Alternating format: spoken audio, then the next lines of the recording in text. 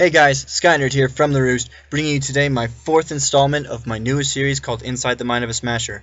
I am so grateful for this opportunity to be able to bring you guys these kinds of interviews with these quality players. They have been amazing, and it's been such an honor to meet all of them so far.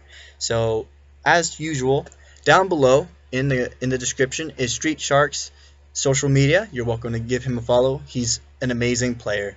Mine is down there too, so if you guys are interested, feel free to hit me up just as much as him.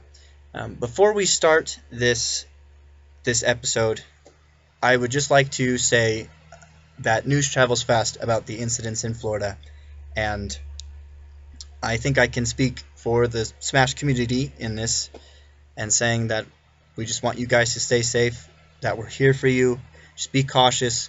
We love you guys, and if you need to talk to somebody or whatever, the Smash community is here for you because you are family to us, and it means a great deal that you stay safe. So with that being the case, let's jump into this episode of Inside the Mind of a Smasher featuring Streetshark. And I will see you guys in future installments. Thanks. Hey guys, Skynerd here from The Roost, just bringing you today my installment of Inside the Mind of a Smasher. And today I have with me Streetshark. Hey Streetshark, how's it going?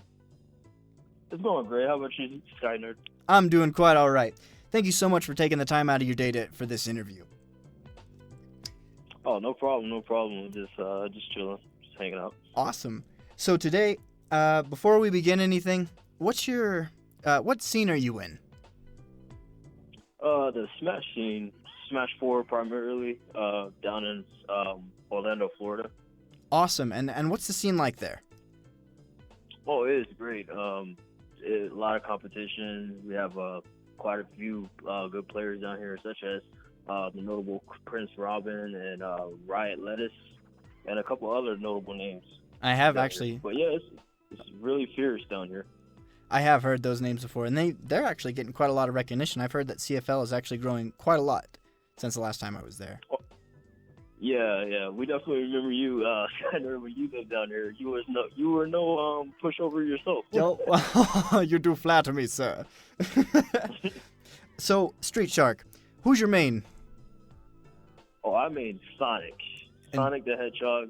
Usually try to go all Sonic in tournament, but sometimes I get the negative mind and be all like, my character can't win, and then I lose. So do you have any secondaries that you play occasionally? Maybe work around the matchup or anything like that? Not anymore. I just completely dropped all my secondaries. I'm just going straight Sonic because I believe he can do it. Awesome. And I believe in you too for that. I think that character loyalty and just sticking to your guns is pretty awesome when it comes to Smash. Thank you. So, you are on the PR, is that correct? Yes, I'm currently waiting fourth on a PR. I was told by the panelists that I would have been ranked either number 1 or number 2 for that season, but unfortunately I had some personal things going on in life to finish out the season for the last 3 months. Well, I'm currently ranked number 4, which is pretty good. Yeah, that's actually quite impressive. And hey, life gets in the way, so sometimes you can't get everything you'd like to get, but definitely being high on the PR is pretty awesome, so congratulations to you on that. Thank you so much. Hey, no problem. Do you currently have any sponsors? I am currently kind of, it's more of an organization. It's not really a sponsor, but I'm currently running with Cutting Edge Esports. But yeah, like I said, it's not really a sponsor. It's just an organization. I'm still open. Very cool. I mean, I personally don't have a sponsor, but I definitely think that it's awesome that you're getting those avenues and you're starting to work your way into the system and getting more noticed. And I've always, when I fought you the last time, it was quite an impressive fight. So I mean, just keep on trucking with that, and I definitely think you'll get it. Thank you so much. Yeah. It's just I'll tell you one thing. It's definitely not easy. You gotta be always consistent. Smash 4, any character could win in this game now. So it's definitely the competition is definitely close with anybody. I think it's great. I totally agree with you. I think that that's one of the things I really love about Smash 4 is that there's such character diversity, and anyone really can win. I mean, there'll be an uphill struggle with some characters, obviously, but if you really put your mind to it and you focus hard on it, you can really get make any character viable, I think, in my opinion. Oh yes, yo, yeah, you and you, Lord Mix and Riot definitely showed me that big characters can definitely compete in this game. It's really frustrating playing a fat character, playing against one. But I can see their frustration too when they get comboed a lot. But yeah, it's definitely, like I said, I think the game is a lot more balanced than other games. Oh, definitely agree. So Streetshark, what's your origins of Smash? How'd you start? Like, what brought you into the Smash environment? Well, before I moved down here, I lived in Washington State, in Seattle area, the rainy area, around until I was like 17. And I was all like, oh, I really want to play Smash up there. So I was supposed to go to I believe it's Game Clux, but I never ended up going. It was the first time YouTube King was coming, and I never ended up going. So my dad was like, hey, I'm going to get a job down in Florida. Well, his job moved to Florida. He already had the job. But his job moved to Florida, so he was like, you want to come with us to Florida? I was like, sure. And so I was looking up the Florida scene. I saw that their scene was pretty crazy down there. Like, they were really good compared to the hard scene up there. But this was back in the Brawl days, to 2010-ish. And so, like, I was like, okay, let me get into it. And, I did pretty good in my first tournament. I got 25th, I believe. And I lost to some really good players. I believe like MK18 and CO18, if anybody remember DDG players back in the day. But yeah, it was really great. I played Ice Climbers and Falco, so back in Brawl. Very cool. So you would consider yourself a competitive Smasher, is that correct? Oh, correct. Yes. And so you're going to tournaments. What's your highest placing that you've ever gotten in a tournament? What tournament was it, and what was your proudest moment, you'd say, in a tournament? My highest placing ever in a tournament it was a qualifier for Apex. I can't remember. It was the last year for Apex Brawl, like the last big year before Smash 4 came out. And I placed second next to Player One in a tournament called High Seas over in North Carolina. Man. And I had to play Player One in Grand Finals, and I beat Logic in Losers Finals. But my greatest tournament win, I would say, against the almighty Sabrick in Brawl. When I finally beat him, I felt so happy about it. Well, that's actually really impressive, man. Congratulations for those. So, during we're going to transition a little bit from Brawl here. I'm going to focus more on your Smash 4 career. Yes. What would you say is a struggle that you feel like you have when playing in tournaments? In Smash 4, struggle.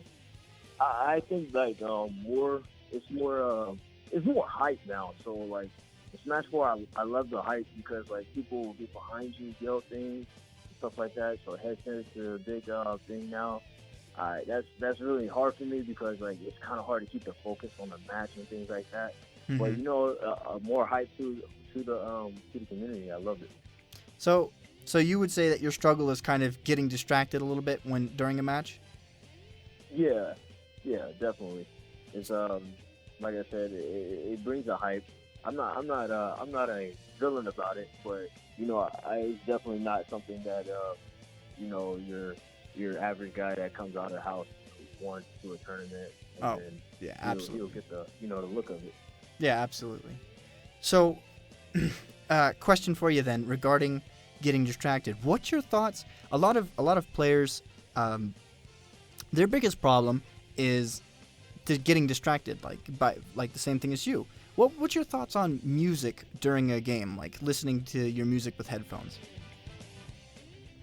Oh, it is. I actually started recently doing that, and it's a lot easier to compete with the music, listening to music through my headphones. Than it is, What kind of music? Not. What kind of music do you listen to? Oh man, you're gonna put me on blast right there. I usually listen to like like anime or some anime music or like Sonic music, video game music. But sometimes hip hop. But it all depends on how I'm feeling that day. Hey, no worries. I'm right there with you. So I sometimes listen to like Attack on Titan's theme or whatever. It just kind of gets you pumped, gets you flowing, and because you're able to concentrate better and kind of tune out. I mean, hype is awesome. Don't get me wrong, but it can be very distracting. And so when you're able just to focus on the game and you got music that's correlating with your movements or whatever, it just makes your gameplay that much better, focused and whatnot. So I totally feel you. I didn't mean to put you on blast. Sorry, Ed. No, it's okay. So we talked a little bit about a struggle that you have. What would you say is your greatest strength in tournament?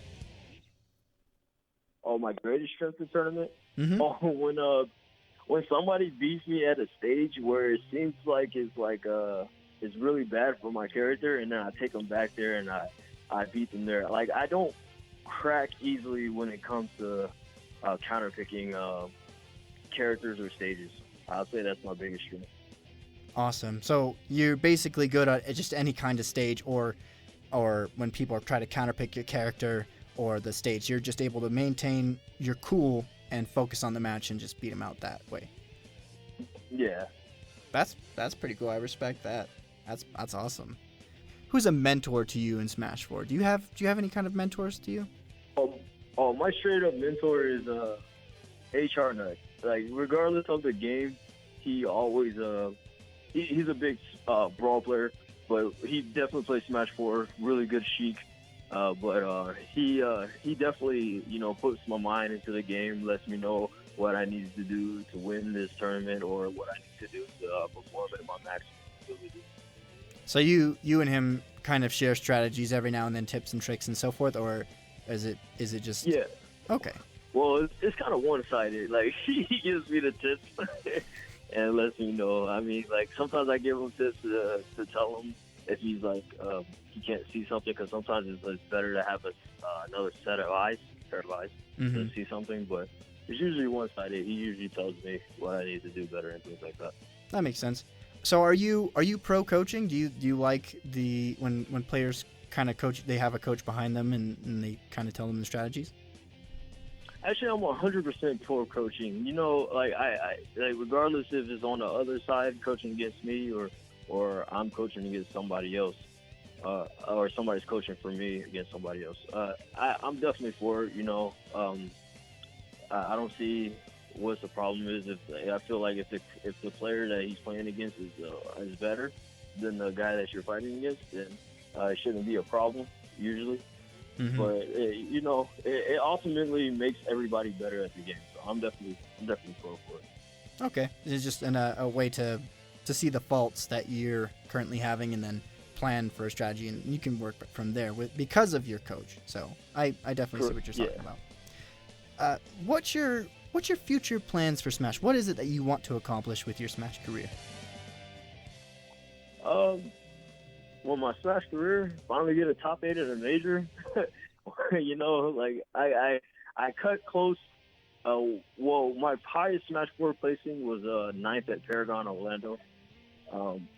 I really want to, finally break that barrier, either get top 8 at a major, mm-hmm. But you got to put in the time. You got to put in the time and practice, which is very tough. Makes sense. You got to be dedicated to just constantly learning matchups and playing all the time and just getting more and more advice from others, I feel, and really working on your own strategies. Yes, sir. So, all in all, what would you say to newer Smash players who want to get into the competitive scene but don't know how? What kind of advice would you give for them so that, maybe if they get discouraged or whatever, what kind of advice would you have for future generations of Smashers? Don't let somebody tell you that the way you're playing, if you're beating the other guy, don't let them tell you that the way you're playing is lame. I'm a kind of rush down Sonic player, but like some other Sonic players that are really good friends with me, they play a different type of style, and they always get the blame game of, oh, you're playing lame, or you're doing this, just play your game. If it's working out for you, just play your game. It doesn't matter who you play against or how how big the guy is that you're playing against. Just play your game. Mm-hmm. If you practice that way, then you play that way. If there's something flawed in it, then you learn how to change it, and then you come back even stronger. That's what I always say. Hey, I can definitely respect that. So before we end this interview, do you have any shout outs that you'd like to give to anybody? Oh, yeah. Just give a shout out to Keith Kelly, aka GDX. Really good Diddy Kong main, but he's converting to being a commentator now. And my good friend Static Manny, Sonic player, Florida. He's definitely put in the time and work to get to try to get this top 8 deal. Well, awesome. Hey, thank you so much, Streetshark, for taking the time out of your day for this interview. I super appreciate it. Thank you, Skyner, for having me. Hey, no problem. And we'll be keeping a close eye on you, making sure, seeing what your progression, and we're definitely rooting for you in bracket. Thank you so much. Well, thank you. Have a great day. You too.